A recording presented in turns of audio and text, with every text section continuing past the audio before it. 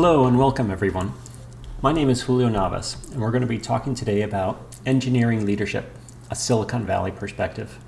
It's a new book that's out and we actually have the privilege of being able to talk to one of the authors, Byron Lee. Hello Byron. Hey, why don't you give us a brief introduction and a background for yourself? Okay. Great, thanks Julio. I'm Byron S. Lee. I'm an ace in the Silicon Valley. I earned a BS in electrical engineering, computer science from UC Berkeley, and a master's in electrical engineering from Stanford.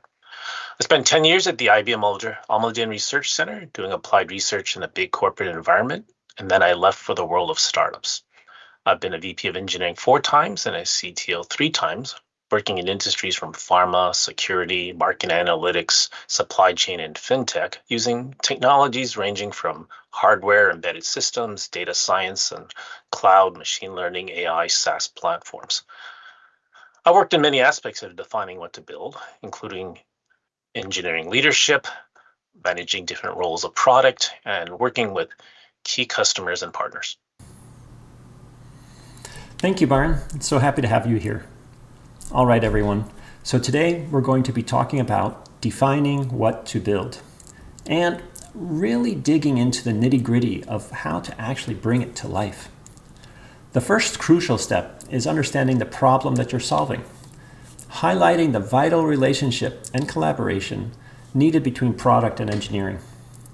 We will explore how they work together to create a unified plan through documents like the product roadmap, product requirements documents, and engineering specifications. And finally, we'll also cover the importance of the project management system and stress that defining what to build is all about making trade-offs and fostering collaboration to avoid product failures.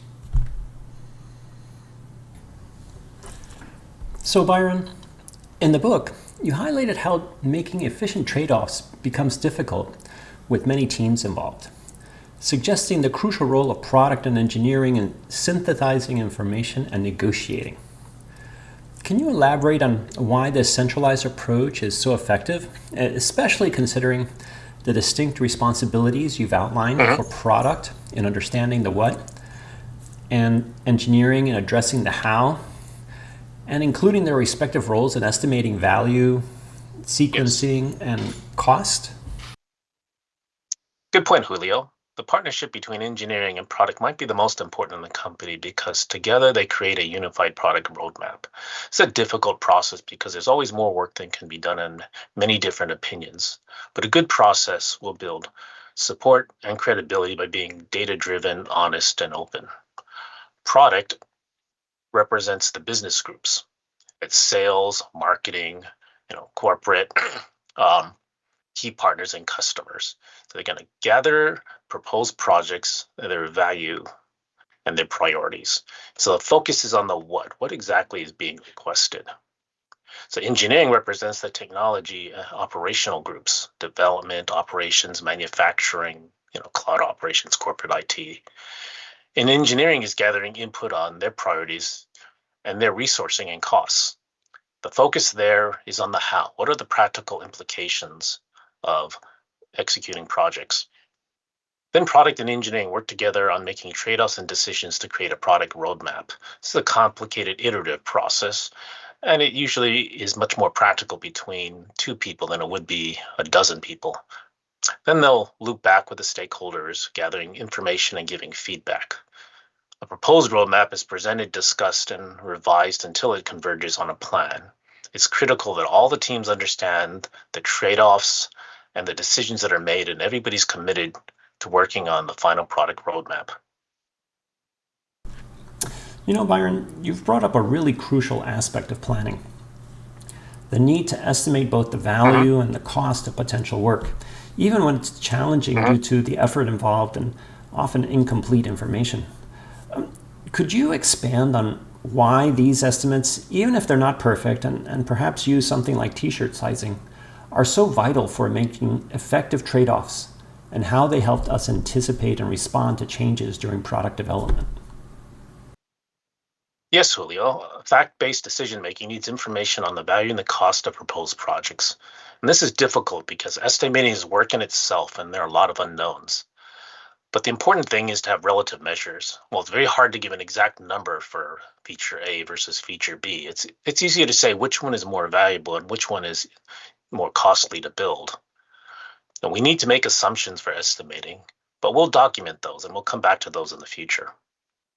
T-shirt sizing is used because it's intuitive and implies the relative amount of accuracy in our estimates. People are understandably concerned about giving estimates in dollars and person days because that could easily be misinterpreted. Using extra small, small, large, extra large, XXL, etc., that conveys the right amount of information. For example, sales might say a feature is extra large in value, feature B is extra large in value, but assuming a mild winter. Development might say a feature A is large in cost, and feature B is small in cost, depending on resource availability. That's already enough information to start planning and making trade-offs. Now, it's important to note, it's not simple enough to say, oh, feature's a better choice because it's extra large in value, but say small in cost, because the project has to fit into an overall plan. The projects often require the same resources, so they can be complex in cost. And a business strategy might require a set of features to be available at the same time, so they need to be planned together. So T-shirt sizing of value and cost gives us enough information to do this kind of more detailed planning and to make decisions and trade-offs to create the product roadmap. That's a really interesting perspective on estimates, Byron, highlighting that they're more than just numbers. They're actual commitments that require ownership. Could you elaborate on the idea of estimates as commitments, especially the importance of getting sign-off from groups like sales for value and development for cost? Julio, you brought up a critical point. Each group's estimates of value or cost are a commitment. The commitment is not that they're always right. The commitment is they're making an honest, thoughtful estimate stating their assumptions. They're committing to not gaming the process to influence the outcome. If a group dishonestly games the process, soon all the groups are going to dishonestly game the process. The roadmap should represent which projects represent the best value for the available resources for the company and not which stakeholder is better at politics or gamesmanship.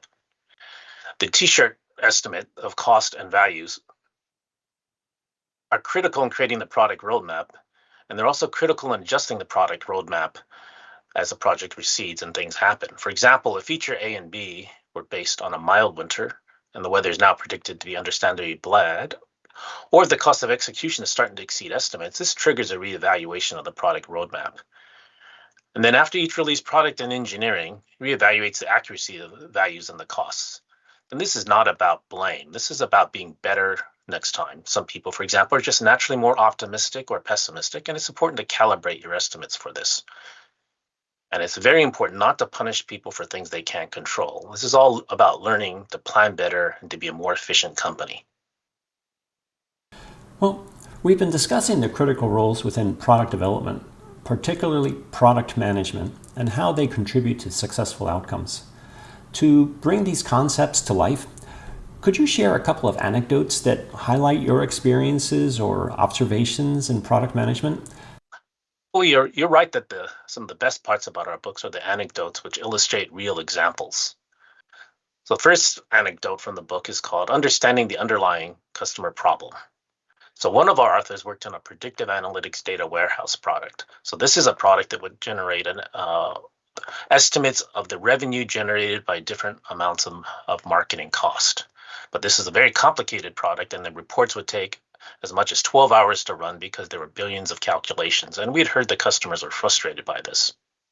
The estimated value of speeding up this reports was extra large, or the cost was extra large.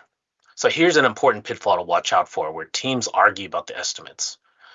It's normal for engineering to question the value of things, sales or professional services to question the cost. And when teams collaborate well, this kind of questions and debates can be done in a productive way. But ultimately, teams have to respect each other's estimates. And it's a major pitfall when teams can't get past this because they spend too much time on unproductive arguing and they don't really make any progress. A useful thing to do, a good next step, is always to gather more information. So in this case, they had professional services shadow the client using the product. And what they found was that the customers understood the report was super complicated, and they adjusted their workflow for 12-hour reports by submitting them at the end of the day. This also said that report would have to be a lot faster, like under 6 hours, to actually impact their workflow. So this made the cost of fixing that much larger, because even a 25-30% improvement wouldn't change their workflow at all. But upon observation, you saw the customer's frustration was actually centered around the UI. There was a pull-down menu to select products, and this could take 20 seconds to load, which was especially frustrating because it was really not understandable for the customers. So realizing this, this change was evaluated, and is determined that the value was extra large because it was so frustrating, but the cost was actually pretty small. The key was the development team had no idea the customer was using it like this, that they could have 100 products in a pull down, and so they hadn't designed for that. So with this combination of extra large value and small cost, this is immediately prioritized, and the customer is very pleased because the company's responsive. The key to finding this more creative solution was really collaborating, respecting each other, learning and trusting each other, and then focusing on the customer's problem to look for alternatives. Our next example, anecdote, is a little more about a pitfall. We're calling it the reality distortion field, which is a problem that occurs at a lot of early stage startups, or say very hierarchical departments. Product and engineering, in this case, followed the best practices we've been discussing, working with the stakeholders and creating a detailed product roadmap, which showed the next release would be at the end of the year. However, the CEO founder felt they could drive change faster by mandating this be done instead by the middle of the year, because there's this kind of school of thought that reality can be distorted by just the strength of a person's will. Now, this release schedule is based on estimates and commitments of the teams, and not only does unilaterally changing it disrespect that process, but it doesn't change any of the facts.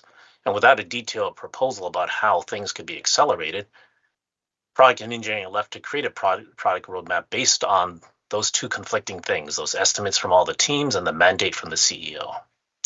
So this is really where the product and engineering partnership is so important, because it takes a certain level of trust and partnership to find a solution for the entire company, because they're the ones that are sort of holding the ball on resolving those two conflicting situations.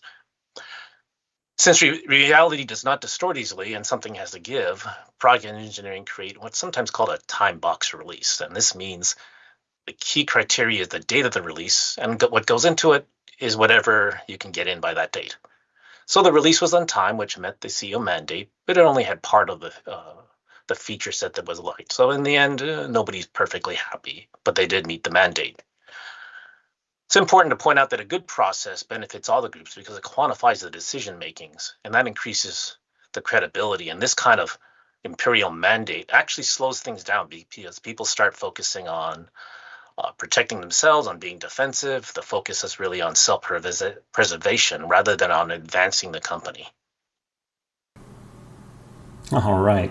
Perfect, Byron. Thank you so much. Hey, that was my last question. Any closing thoughts or words of wisdom that you want to leave us with?